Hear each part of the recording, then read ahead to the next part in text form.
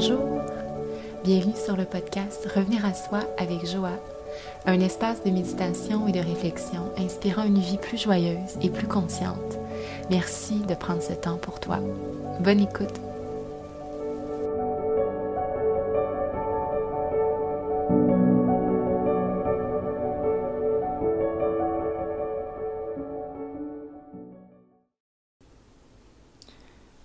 Allô, c'est Joa. Merci d'être là aujourd'hui sur le podcast Revenir à soi avec Joa pour un épisode que ça fait longtemps qui est là autour de moi, en moi, que j'avais hâte de manifester, mais que j'attendais le bon moment parce que c'est pas le type d'épisode qu'on peut forcer. J'attendais que ce soit mûr et en fait depuis les derniers jours, le contenu c'est comme bien orchestré dans ma tête, dans mon cœur, et j'étais prête à prendre parole pour te partager mon parcours spirituel. En fait, ce qui m'a amené à vouloir faire plus de place à la spiritualité dans ma vie. Comment c'est arrivé, quels ont été les événements qui m'ont amené à certaines prises de conscience. Et en fait, l'angle que j'avais envie d'amener à travers cet épisode, c'était surtout, peu importe le parcours, il y a tellement différents chemins qui amènent vers soi, parce que avant tout pour moi la spiritualité c'est cette relation qu'on entretient avec plus grand que soi, avec la vie, avec la force universelle qui nous entoure et de la reconnaître également en soi. Et ça peut se passer à différents âges dans la vie, il n'est jamais trop tôt, jamais trop tard. Et je pense que c'est un cheminement qui peut être profondément transformateur, bien que le monde en tant que tel continue de rouler, mais il y a comme une transformation intérieure qui s'est opérée. Et une fois que c'est commencé, c'est tellement transformateur pour soi, mais également l'impact qu'on peut amener dans le monde. Pour moi, je crois que lorsqu'on s'y attarde et qu'on comprend, on peut dupliquer et multiplier, en fait, de manière infinie, l'impact qu'on peut avoir dans ce monde lorsque c'est orienté vers l'amour, vers la conscience, vers la présence. Et j'avais fait un petit sondage, je vous avais demandé quels étaient les épisodes ou les sujets qui vous parleraient, que vous aimeriez que j'aborde, et ça en faisait partie. Donc ça résonnait en moi et c'est ceci que je vous offre aujourd'hui. Donc merci d'être à l'écoute. Je vais prendre parole vraiment par rapport à mon expérience. On va faire un petit voyage dans le temps parce que je vais vous ramener 10 ans en arrière. Mais surtout, j'ai envie d'axer le message sur quelles ont été les étapes. Et ces étapes-là, peu importe où tu en es, peut-être que tu as déjà passé par là, peut-être que tu vas te dire « Ah, mais c'est tellement accessible ». Et c'est surtout ça, à travers les mots, à travers le message que je veux transmettre aujourd'hui, le sens ultime que je veux partager, c'est que c'est accessible. Et que juste en étant à l'écoute aujourd'hui, simplement en étant ouvert, on peut déjà engendrer en soi des changements, des transformations qui peuvent être importantes, puissantes, et tout ça t'appartient. Donc de voir quelle est l'ouverture ou de quelle manière est-ce que ça peut venir te toucher et résonner avec ton parcours à toi. Et s'il y a des bribes de ces éléments qui seront partagés, que tu as envie d'approfondir, j'ai d'autres épisodes dans ce sens qui s'en viennent. Mais voilà, très heureuse de partager ce moment-là avec toi et de ne pas savoir encore comment ça va se présenter, mais de savoir que ça va être vrai. C'est ma vérité, c'est mon parcours. Donc, bonne écoute. Prenons un moment juste pour se déposer, pour accueillir le moment tel qu'il est. Déjà créer cet espace en soi pour recevoir l'ouverture, mais d'établir ce lien avec plus grand et une plus grande perspective. Donc de se sortir un peu de ce quotidien qui roule pour être capable comme d'accéder à un autre espace-temps. Un espace-temps qui nous permet de voyager. parce que, comme je l'ai mentionné, on va voyager dans le temps ensemble aujourd'hui. Alors, un parcours spirituel. J'avais envie de commencer en parlant de sadhana, qui est un mot en sanskrit qui évoque ce parcours, ce cheminement spirituel. Et pour l'évoquer ainsi, pour parler surtout de quête. Parce que pour moi, comment ça s'est présenté, comment ça s'est révélé, ces grands questionnements, c'était que je sentais que j'étais à la recherche de quelque chose. Et quand on se questionne pour dire, OK, mais comment est-ce que je peux améliorer? Il me semble qu'il y a plus. Et pour moi, ça a été à l'aube d'un grand voyage que j'avais déjà ces questionnements. Quand j'avais 19 ans, je terminais le cégep. Et ces questions, ça me rongeait de l'intérieur tellement c'était fort. Puis je me disais, il doit y avoir plus à cette vie que tout le train-train quotidien. Et je suis d'accord aujourd'hui qu'il y a tellement plus. Et en fait, je vis encore le train-train quotidien, nuance aujourd'hui, mais dans la manière de l'aborder, ça peut être complètement différent. Et puis, c'est ça. Donc, une sadhana, c'est une quête avant tout, une quête vers soi. Et on parle aussi, lorsqu'on est sur ce chemin, on est comme des chercheurs. On est comme ces chercheurs qui cherchent cette vérité pour soi-même, ce qui fait du sens. Et moi, j'ai toujours été naturellement très, très, très curieuse de chercher le pourquoi. Je pense que c'est la nature humaine, en fait, de le faire. Le pourquoi des choses, c'est quoi le sens? C'est quoi le sens à cette vie? Et je pense que c'est les questions qui viennent. En fait, c'est le point de départ pour se questionner, parce que dès qu'on pose une question, on devient curieux de la réponse.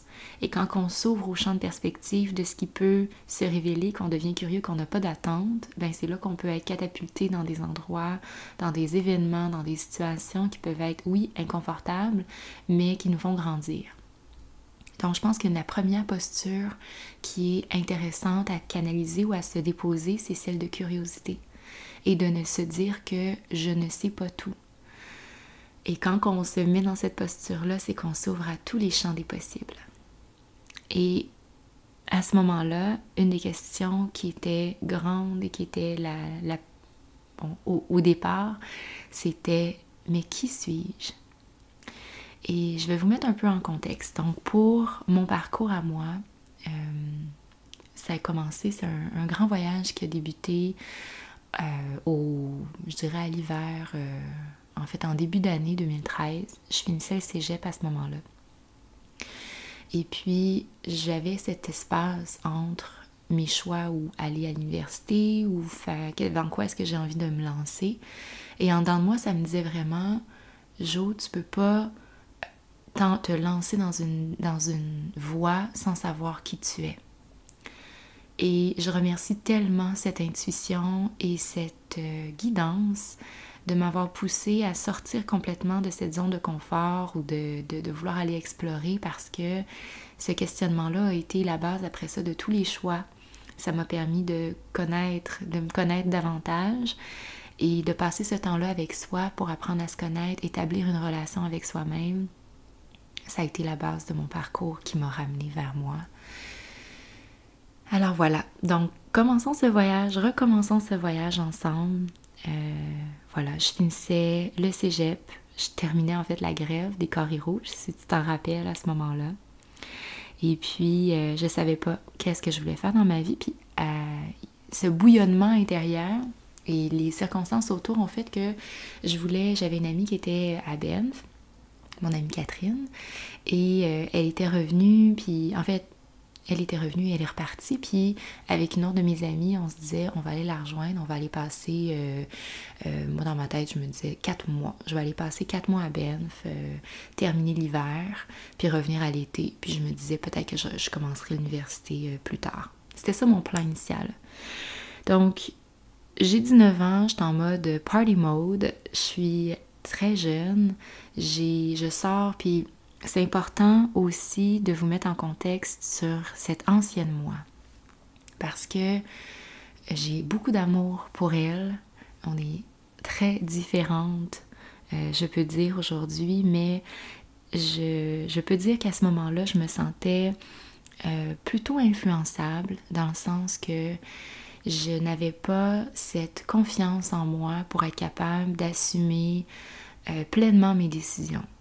Et je vous mets en contexte, quand j'étais plus jeune, des blessures que je ne savais pas alors, qui m'avaient marquée, ont été plutôt des blessures de rejet, d'abandon, de trahison aussi avec des amitiés, qui ont fait en sorte qu'à un certain moment donné, et là je peux le dire aujourd'hui avec toute la distance du monde, c'est que je ne reconnaissais pas ma valeur.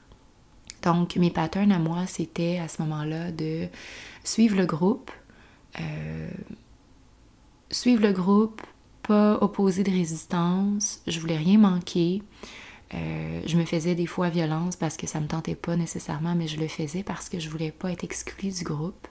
Et ça faisait en sorte que c'est comme un cercle vicieux qui continuait en se disant, ben, je dois à tout le monde le fait que je sois acceptée. Donc, c'était une question de plaire. C'était au fond de moi, de mes actions, il y avait cette volonté-là justement de me sentir acceptée et aussi incluse. Donc, encore une fois, des besoins fondamentaux. Mais ça, c'était la moi de 19 ans. Et j'avais aussi beaucoup de misère à canaliser mon énergie. J'avais beaucoup d'énergie et ça pouvait sortir avec beaucoup de... Je peux pas dire d'explosion parce que j'avais pas un caractère de colère ou de frustration, mais j'avais besoin d'attention et ça pouvait être dérangeant en fait, ces explosions d'énergie pour en mettre plein la vue.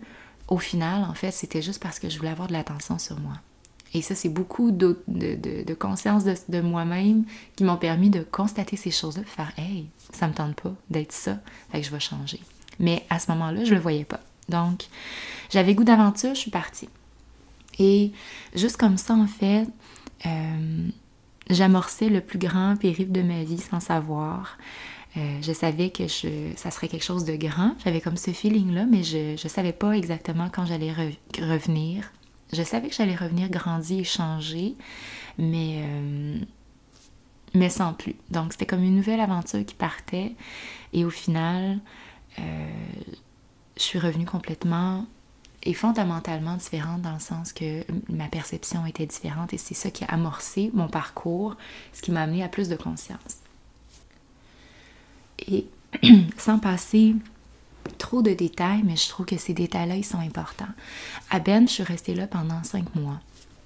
Et juste pour avoir une idée de c'était quoi la vibe à ce moment-là, c'était vraiment en mode party mode, alcool, sortie dans les clubs, en mode j'allais faire du dumpster diving avec mes amis, en mode on explore, on teste des choses.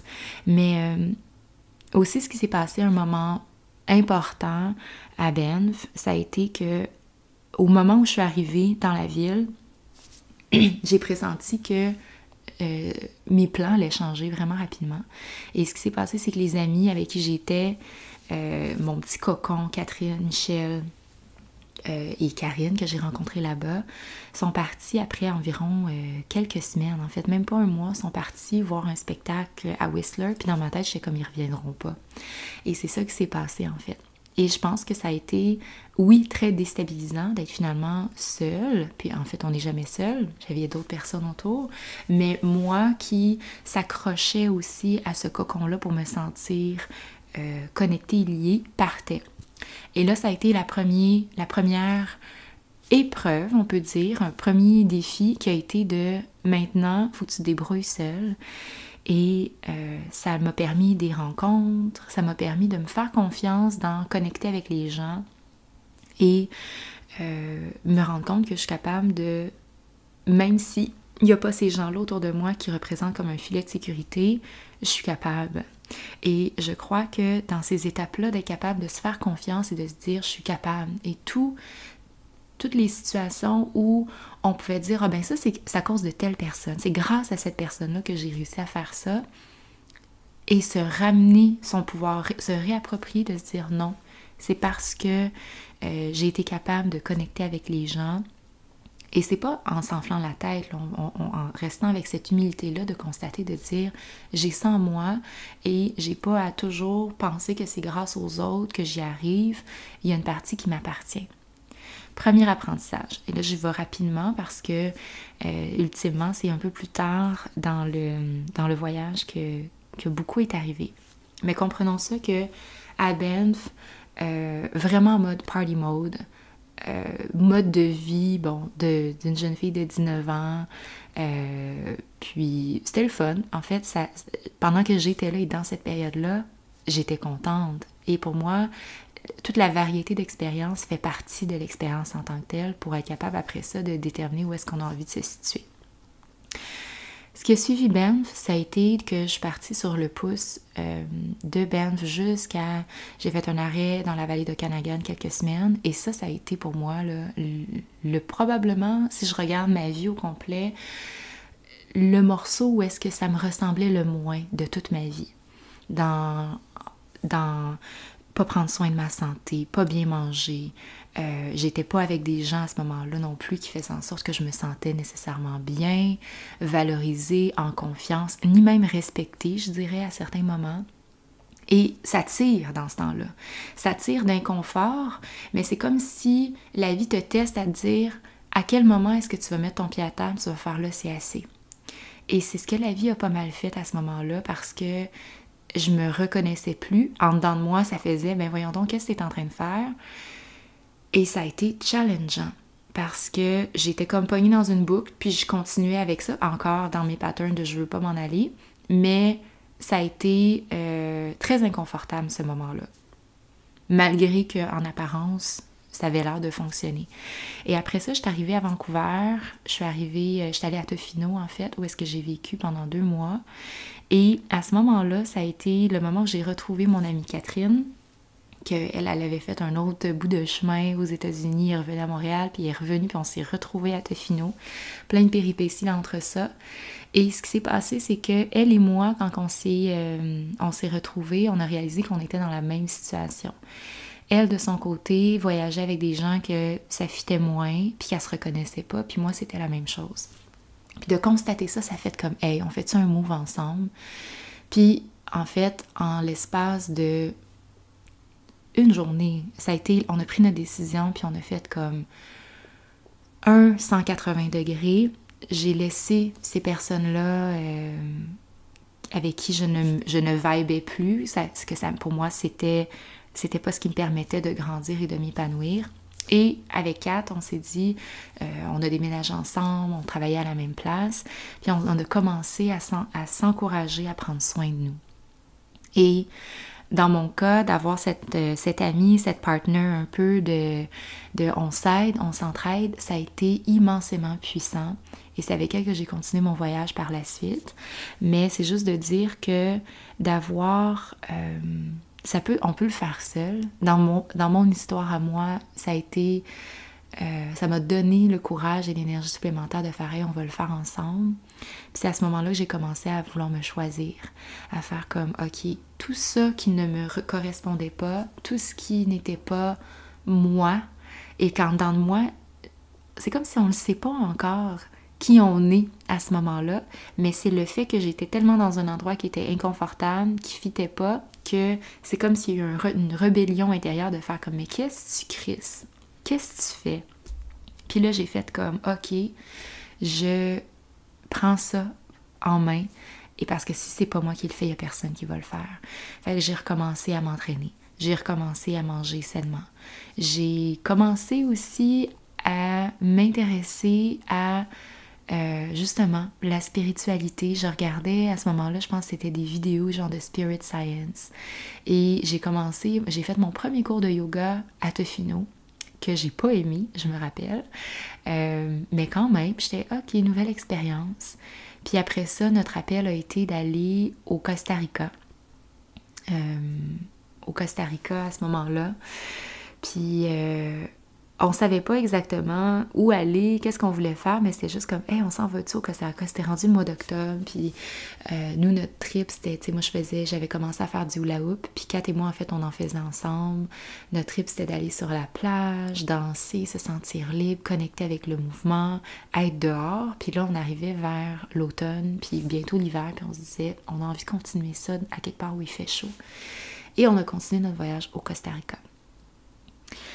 Et c'est là, pour moi, que les morceaux se sont mis en place parce que j'ai eu l'espace nécessaire pour pouvoir me poser les bonnes questions et le fait d'être à l'écart aussi m'a donné l'espace nécessaire pour pas sentir que mon entourage me ramenait dans les anciennes versions de moi-même parce qu'ils sont habitués de l'ancienne Joanie, parce que... Et pour moi, ce voyage-là a été dans ma quête vers mon chemin vers moi-même. Et même comment je l'appelais, c'était, comment ça résonnait en dedans de moi, c'était aller au Costa Rica, c'est un voyage pour tomber en amour avec moi. Parce que j'avais immensément besoin de mon amour propre, que je ne m'étais pas autorisée ni offert vraiment jusqu'alors. Et ça a été un voyage qui a duré 5 mois. Et c'est là que je voulais arriver à te parler vraiment aujourd'hui, parce que je voulais te montrer que peu importe par où tu passes avant, même si c'est des endroits où qui peuvent être vraiment sombres, qui te ressemblent pas, qui créent la frustration, même pas du désespoir, mais de faire comme, mais voyons, je suis rendue où, puis qu'est-ce que j'ai fait, pourquoi je suis là? C'est souvent à ces endroits-là qu'après ça émerge en soi une force de se retrouver encore plus forte et puissante. Et après ça, c'est de s'octroyer du temps. Et on peut le faire de différentes manières. Mais moi, dans ce voyage-là au Costa Rica, en fait, c'est qu'on a loué une petite maison. J'ai habité en fait à Montezuma pendant 5 mois de temps. Et plein d'intuitions puis de belles synchronicités ont fait qu'on avait imaginé une maison. Et c'est exactement cette maison-là qu'on a eue. Donc, petite maison rose avec une belle murale à l'extérieur, à côté d'une rivière, près de Montezuma. Et essentiellement, pendant ces 5 mois-là, les 2 mois où j'ai passé avec Kat et les 3 mois que j'ai passé seule ensuite, ça a été le terreau pour me reconstruire et justement choisir consciemment qui je voulais être, qui j'avais envie d'être, et de me délaisser en fait aussi de tout ce qui ne me correspondait plus. Et c'était tout un travail en profondeur. Et quand je réalise que j'ai fait ça, j'ai fait ça de manière très intuitive, j'avais le temps, et c'est ça que j'ai envie de te partager en fait, parce que ces étapes-là, tu peux les reprendre. Peut-être que tu as déjà passé par certaines de ces étapes, mais j'ai juste envie de te partager qu'est-ce que ça a été pour moi. Donc, c'est sûr qu'à la base, d'un point de vue physique et dans la matière, une des premières étapes, ça a été de notre alimentation qu'on avait changée. Avant de partir au Costa Rica, on avait déjà commencé à être végane. Je le suis plus aujourd'hui. À ce moment-là, je sentais que c'est ce que mon corps avait besoin. Et puis, au Costa Rica, il y a énormément de fruits et de légumes très, très frais. Et c'était incroyable de pouvoir acheter tout ça là, très localement. Directement, là, on avait des bananes, des papayes, en tout cas, on sait, là, les fruits là-bas, comment c'est délicieux. Et ce que je faisais, c'était du yoga tous les jours. J'allais à la plage, continuais à danser, faire du hula hoop, pour moi qui était vraiment comme une méditation en mouvement, et ça l'est encore, pour connecter avec les éléments. Et c'est aussi un moment où j'ai reconnecté beaucoup avec l'écriture, avec la méditation, et où je me faisais des exercices personnel pour aller creuser en moi, pour apprendre à me connaître et aussi désapprendre d'autres choses. Et en étapes, disons, j'ai séquencé les étapes par lesquelles je suis passée, mais tout ça est un peu entremêlé en même temps. Une des premières étapes qui s'est révélée absolument nécessaire, ça a été de retourner dans mon histoire, retourner dans mes origines, à la source de mon enfance, de ma vie, pour réétablir les liens et l'histoire avec ma famille, mes liens avec mes amis, comprendre mes patterns, de dire par exemple, ok, ben ça, ce comportement-là, ça vient de ma mère. Et ça, j'ai développé ce comportement-là suite à tel événement dans ma vie. Et c'est comme si je pouvais soulever chacune des pierres qui constituaient mes réactions du moment et de me poser la question, est-ce que c'est moi, ça? Ce que j'avais jamais fait avant. Est-ce que c'est vraiment moi, ça, de vouloir parler fort puis prendre l'attention de cette manière-là? Non. D'où ça vient? De là, ok. Et de retracer ce chemin-là pour absolument beaucoup de réactions qui me venaient. Ça prend énormément de courage d'aller regarder ces endroits-là parce que des fois, t'es comme, j'aime pas ce que je trouve, c'est pas ce que j'ai envie d'être, mais de pouvoir le choisir après, ça nous donne infiniment cette capacité de décider et ça devient conscient. Donc, je suis allée revisiter des endroits assez pas sombres, mais des blessures de lorsque j'étais plus jeune, de comprendre ça avait été quoi les impacts, les répercussions de ces événements-là sur moi plus tard, et de me permettre de m'en libérer. Et c'est aussi simple que d'en prendre conscience, puis de réaliser que ces événements-là n'ont pas à avoir d'emprise si on décide autrement. Si on n'a pas envie, en fait, on peut dire c'est arrivé et c'est fini et c'est tout. Et tant qu'on n'a pas fait la paix avec ces éléments-là de notre passé, c'est comme s'ils continuaient à avoir une incidence sur notre présent. Et de prendre le temps de les regarder en plein visage et de dire, il y a ça qui s'est passé. Et pour moi, un des grands défis aussi, ça a été ma relation avec ma mère, que je n'irai pas dans le détail aujourd'hui, mais pour moi, ça a été un grand défi qui aujourd'hui va super bien, s'est transformé en quelque chose de beau et qui a fleuri dans le temps. Mais à ce moment-là, c'était dans mes grands défis de vie, ma relation avec ma maman. Et je suis allée là vraiment et profondément. Et ça a été, c'est bouleversant, mais c'est tellement libérateur également. Donc, la première étape, ça a été ça, de dire qu'est-ce qui forge mes réactions d'aujourd'hui? Est-ce que ça m'appartient vraiment?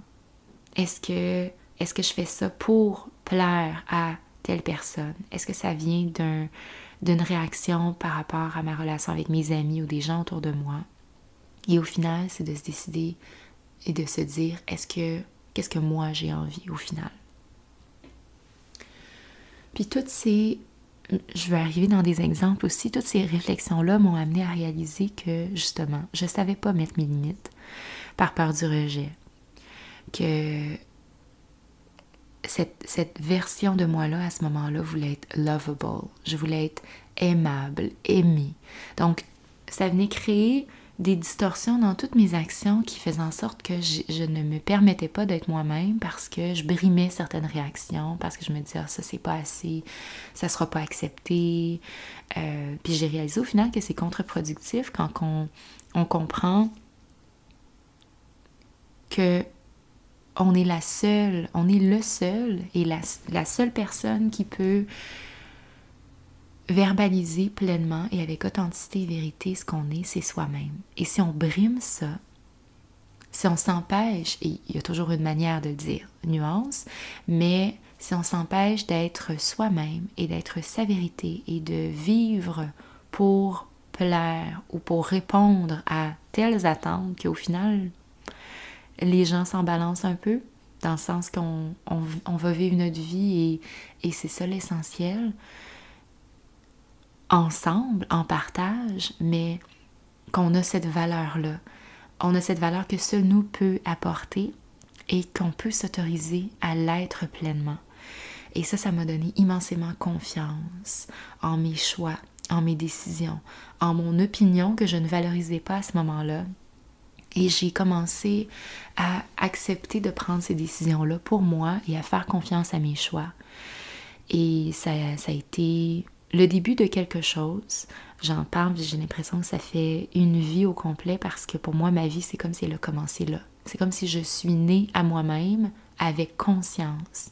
C'est comme si avant ce moment-là, j'étais Joanie et j'avais pas choisi d'être là. Et ça, il y a un moment précis où je me rappelle, c'est ce que j'avais réalisé. C'est comme si j'avais flotté dans la vie sans direction en disant, ben je suis là, puis c'est tout. Hein? Et action, réaction en chaîne, sans vraiment trop penser ou prendre conscience de la responsabilité qu'on a sur nos choix. Et à un certain moment donné, à ce moment-là bien précisément, j'ai réalisé que à partir d'aujourd'hui et de cet instant, je choisis de mettre mes mains sur mon volant, sur ma vie, et d'en diriger la direction, de la choisir intentionnellement plutôt que moi me laisser porter par le courant des autres. Et donc, je choisis de mettre le cap à tel endroit, je reprends mon pouvoir et j'accepte de faire confiance à mon intuition, à mes décisions, à ce que moi j'ai envie. Et c'est incroyable. C'est incroyable la liberté ainsi qu'on a, toujours à naviguer tout de même dans des espaces avec respect et avec considération pour les autres autour de soi, mais on n'est pas dans ce sentiment de brimer sa vérité. Et après ça, tu peux continuer d'ajuster cette fréquence-là pour continuer de t'honorer et de partager. Mais on y reviendra. Donc ça, c'est la première étape. La deuxième étape aussi, où est-ce que j'ai grandement accepté une partie de moi-même, ça a été dans ma relation à mon corps, à ma créativité, je peux dire en fait tout ce qui était à travers la danse, à travers accepter le fait d'être une femme, de connecter avec ma sensualité, de connecter avec toute cette énergie-là qui pouvait amener une certaine honte. Et pour le dire aussi, c'est qu'à cette période-là de ma vie, avant, et à Banff et avant, j'étais dans cette exploration-là de mon corps, de ma vie, de mon émancipation sexuelle également. Et les relations que j'entretenais avec les hommes étaient beaucoup aussi dans le « je veux me sentir acceptée », etc., etc. Et à ce moment-là, en voyage au Costa Rica, j'ai décidé de pratiquer l'abstinence d'alcool, de sexualité, et tout ça dans le but justement de me recentrer vers moi-même. Puis je dis pas que c'est nécessaire dans tous les parcours, mais moi ça a été le mien, puis je trouve que c'est important d'en parler. Et ça a été justement pour reprendre mon pouvoir, puis de dire je veux rétablir des liens sains par rapport à ma consommation d'alcool, par rapport à ma consommation de sexe, ma manière de connecter avec l'autre. Et en ce moment, j'avais besoin d'un point zéro pour me resetter.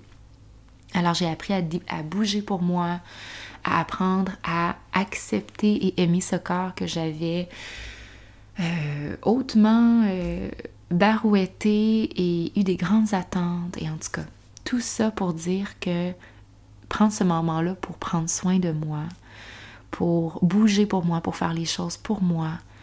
Et dans des expérimentations aussi, ça a été dans comment m'affirmer en tant que personne. Je me rappelle, à un moment donné, notre trip, Kat et moi, c'était le rouge à lèvres. Puis moi, je me maquille pas vraiment dans la vie. Puis c'était une manière on avait juste un tube chacune, puis quand on en mettait, on voyait que ça avait un impact sur comment qu'on se sentait. Et c'était vraiment mental. Puis on se disait, hey, à partir de maintenant, je le fais pour moi. Je le fais même pas pour les autres. C'est juste que je vois comment est-ce que je me feel plus. Puis j'ai envie de m'habiller colorée parce que je me feel comme ça. Puis ça a été de s'exprimer à travers le corps, puis de dire comment j'ai envie de m'amuser et d'exprimer ma créativité à travers mon corps et comment je l'utilise pour moi et non pas pour le regard des autres. Et à travers les vêtements, des coiffures, tout ça, ça a été comment est-ce que je m'affirme et que je m'amuse en fait, que j'ai cette relation qui est joyeuse avec mon corps et mon expression. Donc ça, petite bribe de partage. Et ça n'a pas toujours été facile, dans le fond, parce que de se transformer comme ça, en étant aussi de vivre avec quelqu'un, c'est qu'il peut y avoir des éléments, des moments de jalousie. Et nous, on en a vécu. Je sentais que Kat, des fois, elle évoluait trop vite et vice-versa des fois. Puis on sentait qu'il y avait comme une espèce de tension à un moment donné, de jalousie où « Ah ouais, tu fais ça comme ça. » Puis là, on se demandait. Et il y a un moment où est-ce que ça tombe, ça. Puis à un moment donné, la pression était très forte entre nous deux, même qu'on a failli déménager parce qu'on se disait on va perdre la relation, puis c'est pas ça qu'on veut. Puis on a fait les ajustements nécessaires, on s'est parlé et ça s'est bien terminé. Mais c'est pour dire, ça peut créer des tensions pendant qu'on est dans ces temps de transformation-là.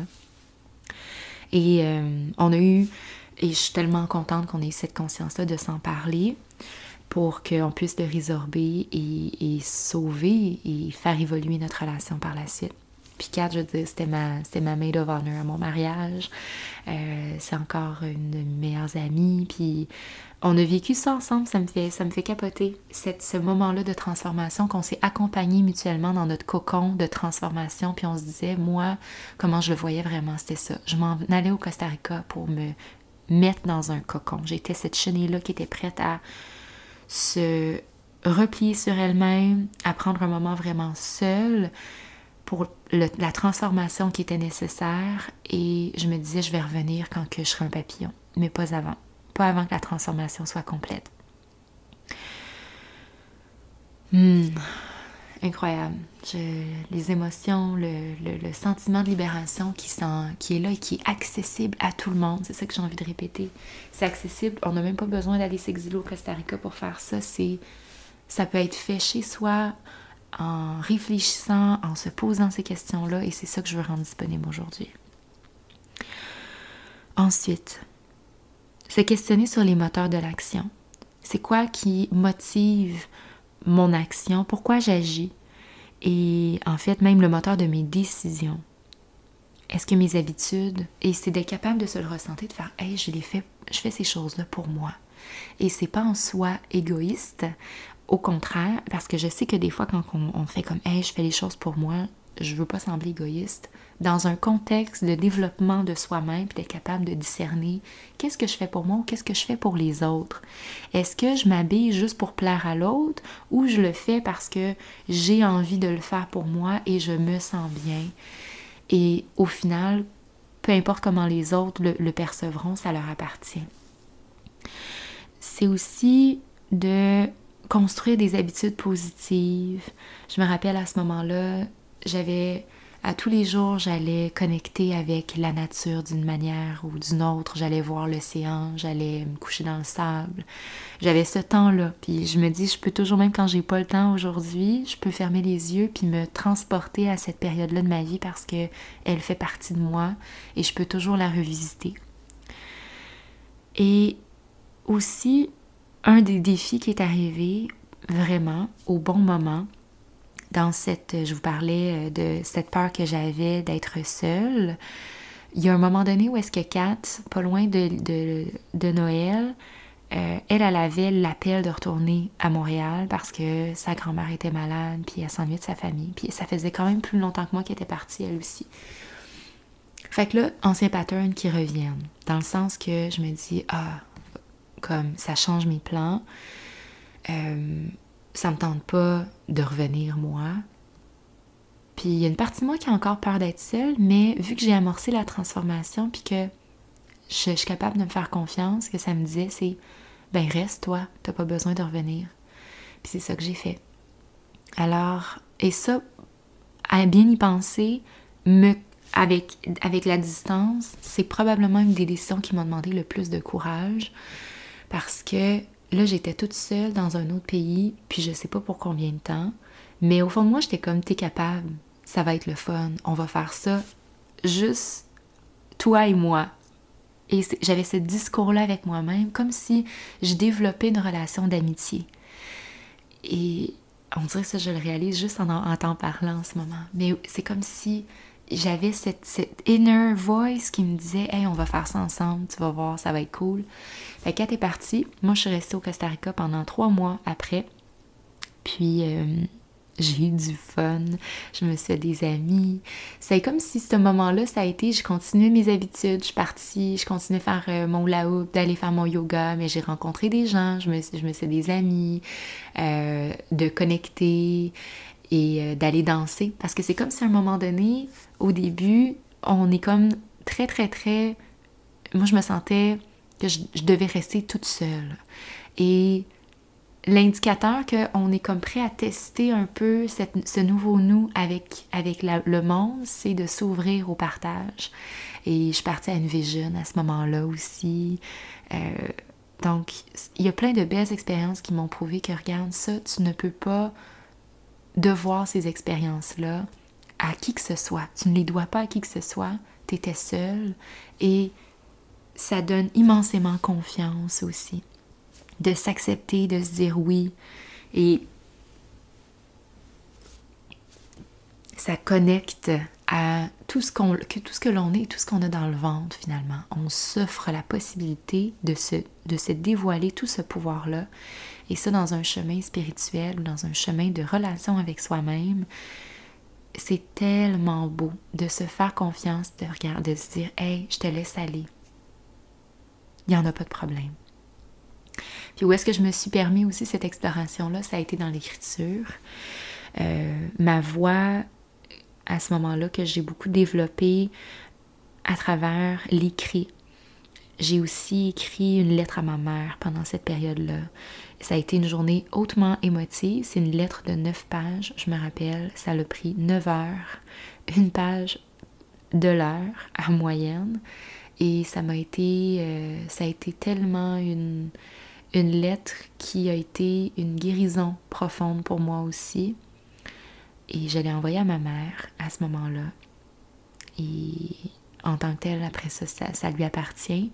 Mais d'avoir laissé les mots couler et toute l'émotion également que j'ai pu relâcher, exprimer à ce moment-là, m'ont enlevé tellement un poids. Et ça, je pense que l'expression, les canaux d'expression qui nous sont disponibles, que ce soit à travers le mouvement, l'écriture, le chant, la parole, tout ce qui peut être aussi dans le domaine de l'éphémère pour avancer des guérisons, c'est pour relâcher ces tensions-là qui nous habitent et se sentir tellement plus léger par la suite. Puis finalement, l'intuition a commencé à aussi faire son chemin, d'être capable de me faire confiance. C'est comme si quand on entretient ce canal-là intérieur avec soi-même, on accède à ces bribes d'intuition-là. Et au final, on réalise qu'on a toujours été, cette voix-là ou cette intuition-là toujours fait partie de nous, mais on n'était pas toujours disposé à l'entendre ou à l'écouter. Et c'est sûr qu'au Costa Rica, avec ma pratique de yoga quotidienne, j'ai commencé à méditer à ce moment-là. Mais à ce moment-là, c'était beaucoup plus dans je me connecte à l'instant, je me connecte à la vie. J'étais capable de réfléchir sur ma vie d'avant et d'avoir cette vue d'ensemble-là de perspective. Même de me pardonner certaines choses, de me voir agir. Et après ça, c'est que tu as une immense bienveillance et compassion pour les anciennes versions de toi qui n'avaient pas nécessairement les outils ou la perspective ou la conscience, mais c'est pas grave, on l'accepte. Et le cheminement se fait de cette manière-là, de se dire, hey, à partir de maintenant, je peux choisir qui je suis. Je peux choisir, et moi, à ce moment-là, je choisis la joie. Je choisis d'être joy. Et ce que je t'ai pas dit, c'est qu'avant de partir au Costa Rica avec Kat, à Tofino, on avait fait une cérémonie de renaissance, en fait. Puis on l'a appelé comme ça, puis c'était hyper intuitif. Elle, c'était Kata et moi, j'étais Joy. Puis on a fait un enterrement de notre ancienne version nous-mêmes. Et on a accueilli la nouvelle version nous-mêmes au monde. Puis on s'est offert, en fait, moi j'avais un collier, elle aussi avait un collier, puis on a porté pendant toute la transformation de notre voyage. Et ce collier-là, je l'ai enlevé en revenant. Je suis revenue au mois de mars 2014. Et ce collier-là, il était rouge. rouge comme le premier chakra et les racines et le corps, la première étape dans ces étapes de transformation. Et c'est vraiment ça que je suis allée faire au Costa Rica, me donner des racines, enraciner mon être et être capable de revisiter les bases pour après ça être capable de monter et de m'élever dans mon pouvoir personnel, dans ma création avec plus de liberté, mais aussi plus de stabilité.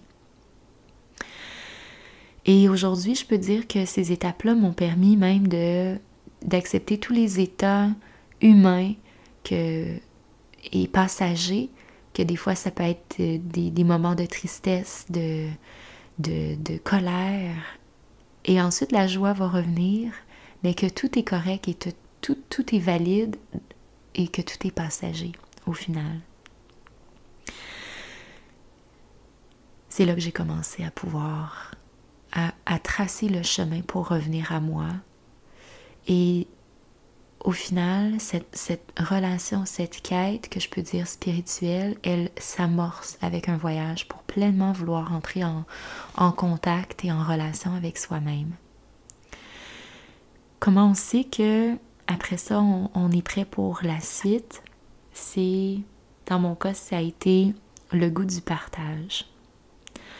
Quand j'ai été, après 5 mois là-bas, à vivre de ces transformations, de ces réflexions, de ces méditations et tout ça, je sentais que j'étais prête à revenir dans le monde.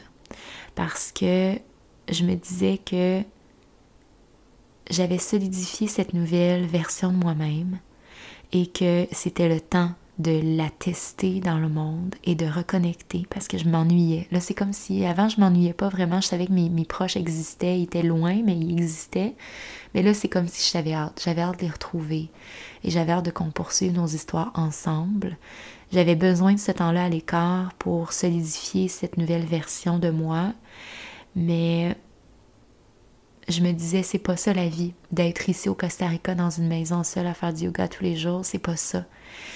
Puis même aujourd'hui, tu sais, des fois, je vois ça sur les réseaux, on voit des gens, puis c'est parfait si c'est ça qu'ils ont envie. Je suis vraiment zéro dans le jugement, mais je vais juste me dire, à un moment donné,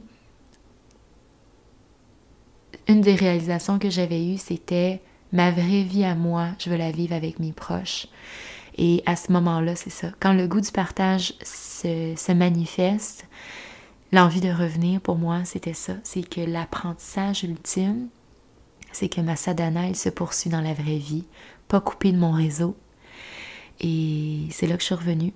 Je suis revenue à Montréal et ça a été un clash. C'est sûr que ça a été un clash. Tu reviens dans le tourbillon. Mais je me sentais stable. Je me sentais stable dans la personne que j'avais. J'étais confiante et la transformation, elle s'était opérée de l'intérieur. Même si même si tout ce que je retrouvais, puis les gens aussi avaient évolué, ça faisait 13 mois que j'étais partie. Et là, je revenais, puis je retrouvais mes amis, puis ça a pris un moment d'adaptation aussi parce que j'étais... pour moi, je le sentais, la transformation s'est passée de l'intérieur. Mais ça a été de comment m'assumer quand même, comment être capable de conserver mon ancrage, comment être capable de revenir à ces réflexions que j'avais faites au Costa Rica, à continuer à nourrir cette relation à moi, même à travers mon travail. J'ai recommencé à travailler au gym, j'ai commencé à enseigner le yoga en 2014. Quand je suis revenue, une opportunité est arrivée. On m'a dit, est-ce que ça te tente d'enseigner le body flow, énergie cardio? J'ai fait oui, je suis allée me faire former, puis j'ai commencé. J'ai rencontré l'amour à ce moment-là aussi en revenant, qui n'est pas ma relation actuelle, mais en même temps qui m'a amené tellement d'apprentissage aussi, d'être capable de dire, OK, est-ce que c'est moi, est-ce que je me reconnais? Et non, OK, comment être capable de se retirer de ces cycles-là? Et plein de belles choses qui m'ont porté vers... j'ai rencontré Ben en 2015. J'ai continué à enseigner le yoga, j'ai continué mon parcours, je suis allée à l'université et tout ça avec cette capacité de pouvoir continuer à me poser ces questions-là. Est-ce que c'est ça que tu veux? Est-ce que c'est ça ton chemin? Où tu te vois aller? Et de se reconnecter à plus grand, à faire confiance. Je pense que c'est ça qui a qui continue de guider mon existence dans le sens que de me ramener à plus grand encore aujourd'hui, d'être capable de guider des voyages intérieurs qui nous amènent à mieux se connaître parce que dans cette période-là, moi, il n'y avait personne pour me guider, puis c'est correct, mais je trouve aussi que d'avoir quelqu'un ou d'avoir d'en parler, de se dire hey, finalement on passe par les mêmes étapes, on peut passer par les mêmes étapes différemment, les chemins sont différents, mais au final, on souhaite tous un peu trouver cette paix intérieure, cette relation saine et harmonieuse avec soi-même. Et même si le passé n'est pas parfait, parce que je pense qu'il n'y a aucune personne sur Terre qui peut dire que son passé était parfait, mais c'est qu'au-delà de son histoire, on est capable de la transcender puis de se donner le pouvoir de nos actions aujourd'hui. Et voilà. Donc, quand je suis revenue, je me sentais ce papillon qui avait éclos, qui était prêt à vivre librement. Et je me suis permis ces espaces pour me voir, me rencontrer, connecter à moi-même, apprendre à me connaître, guérir et pardonner. Et je pense que c'est ces espaces-là pour s'offrir de la perspective, pour déconstruire ses réactions, pour les comprendre, pourquoi on réagit d'une certaine manière, ça nous permet après ça de choisir et de se libérer de la volonté de plaire ou d'aller chercher de l'approbation. On apprend en fait à se choisir, à poser ses limites. Et c'est ça, c'est à renoncer à certaines choses qui font pas de sens pour mieux se choisir. Et ça, je pense que c'est immensément puissant et beau. Donc, ça a été mon parcours. Aujourd'hui, je suis encore immensément reconnaissante de cette période de ma vie qui, en fait, a été le terreau de mon je pourrais dire, de mon identification à qui je suis. Je pense que c'est ainsi on se choisit de cette manière-là. Puis c'est pas comme si notre identité nous tombe dessus un jour. En fait, je pense vraiment que c'est un jour, tu t'assois puis tu choisis qui t'as envie d'être. Ça a été la base de mon parcours spirituel. Et voilà. Donc, pour la suite, ben c'est sûr qu'il y a tout l'aspect de la pratique personnelle, de comment me reconnecter avec moi-même, avec plus grand, avec la vie. De continuer, en fait, ce goût du partage-là, il est toujours là. Parce que j'ai envie je pense sincèrement et fondamentalement que plus que l'humain entretient une relation saine avec lui-même, plus il est en mesure d'entretenir une relation saine avec le monde. Et que nos relations avec soi-même ne sont pas toujours faciles ou belles. On est des êtres complexes, puis c'est normal. Mais c'est d'être un peu moins dur avec soi-même. Puis quand on est capable de se regarder avec les yeux comme d'un ami ou de voir l'enfant en nous, on est capable de s'octroyer un peu plus de bienveillance et de douceur. Et après ça, ben, on arrive à mieux connecter dans le monde, en ayant moins d'attentes aussi envers les autres parce qu'on se dit, on est tous humains au final. Puis parce que j'ai appris à me connaître en profondeur et que je continue, en fait, j'ai beau dire que on peut se connaître en profondeur, mais on change à tous les jours. Et c'est d'être capable, après ça, je crois que ce parcours-là, ce cheminement, il ne sera jamais terminé. Je pourrais jamais dire non plus que I did all the work. Ça sera jamais le cas. C'est d'être toujours capable de revenir à soi-même, de se poser la question, OK, qui es-tu aujourd'hui? Qu'est-ce que tu as envie? Est-ce que tu es bien? Et qu'est-ce que je peux faire aussi pour que ton expérience de vie soit alignée avec tous tes grands rêves et ce que ton âme a envie? Et c'est de cette manière-là que je poursuis dans cette sadhana, dans mon parcours avec humilité et cette curiosité de se dire, j'ai pas toutes les réponses et je ne les aurai jamais. Et c'est correct. Alors, voilà ce que j'avais envie de te partager aujourd'hui pour mon parcours. Je pense que c'est un des partages les plus intimes que j'ai fait jusqu'à maintenant, je réalise.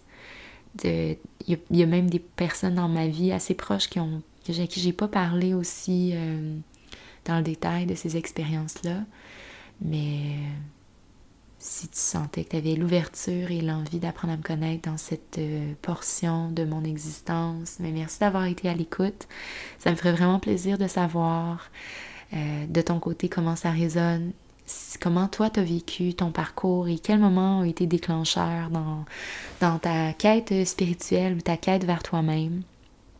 Parce que je pense qu'on est tous dans cette situation et on peut apprendre de nos histoires mutuelles. Donc, merci infiniment d'avoir été à l'écoute. Je te prépare d'autres épisodes dans cette veine, j'ai envie de dire, dans cette direction, pour continuer à approfondir cette relation avec soi-même. Et je te dis à très bientôt. Namasté.